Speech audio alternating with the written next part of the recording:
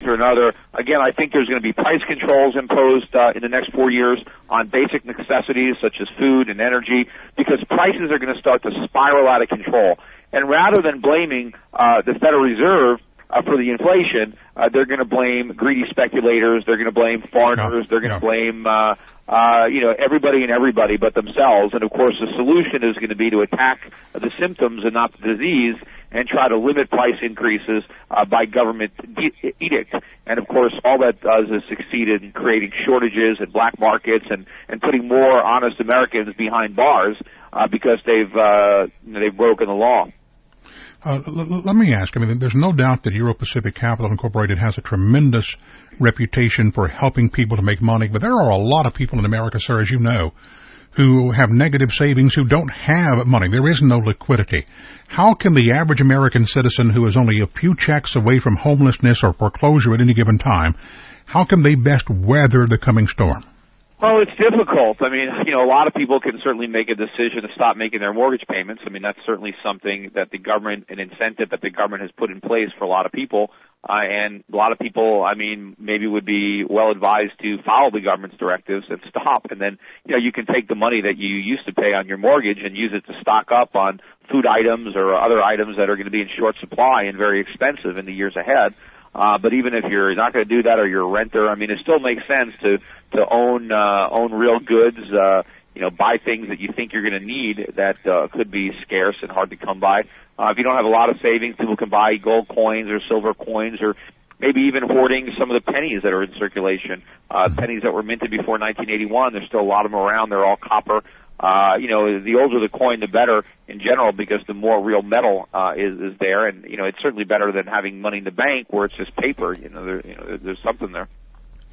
There is a concept in that people, anything that's going to appreciate in value, while some people may say this is indeed the time to save, there's an argument to be made that putting your money in a passbook account or even in a CD today, you're going to be better off to buy something tangible that the inflation rate is going. That's the real problem here is, what we need in this country is more savings, but the government has told you not to save because the interest rates are negative. The government is punishing you for savings because the government doesn't want anybody saving money. They want to try to perpetuate the phony economy based on consumption and borrowing and spending.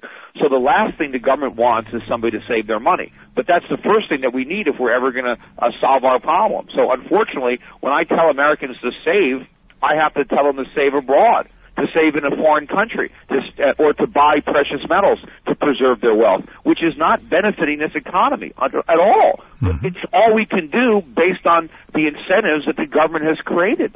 But it is survival. We're talking either survival or support your country and go broke. Down to now. We're down to individual survival. Ultimately, I think it's patriotic to the extent that, enough Americans won't be bankrupt because they follow my advice. In the end, they'll be able to bring that wealth back to this country and help rebuild it, hopefully.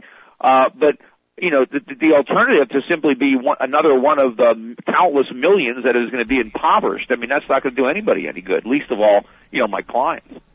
Let me throw one word in there just to throw this into the mix in the overall big picture here. Oil. What about it? $34 a barrel, I think, roughly today. Oil prices have fallen precipitously. I did not expect such a substantial decline in the price of oil from its peak. I expected that there would be some decline. I didn't think it would be this dramatic. But I also think it's very temporary. And I think that ultimately once these market factors of deleveraging and a lot of the things that are going on in the investment world and the speculator world, once these short-term pressures are off, I think the price of oil is going to head back up and ultimately be much higher than the $140 a barrel high that we hit earlier this year. Now, if that happens while this collapse is continuing, the collapse is obviously compounded, right? Well, sure. This is the result of the inflation, and ultimately we're going to see much higher consumer prices and much higher interest rates as a result of what the government is doing. And certainly double or triple-digit inflation and interest rates are going to add tremendously to the problems that we face currently in the economy. Do you foresee a day when the United States of America, the government of the United States, will be out of debt, and when our economy will be on a sound footing again, at least for a good period of time? I don't know. I could be hopeful. One thing is they are going to inflate their way out of debt, because but then again, what type of government will arise in its place? I'm optimistic that one day we can get back on the right course. But between now and that day, unfortunately, is a great deal of pain. You know, look how long it took for the Chinese to get out from under it. Look at how long it took Russia to get out from under communist control. Hopefully it's not going to take the United States as long as it took, you know, from the Bolshevik Revolution until the breakup of the Soviet Union. What was that, 50 or 60 years? I don't know. I hope that we're not going to mire in a socialist, centrally planned, you know, bureaucratic nightmare for as long as the Soviet Union did. We have just a couple of minutes remaining, and certainly there's a concept that this is not an American collapse or coming collapse. It is a world collapse or coming collapse.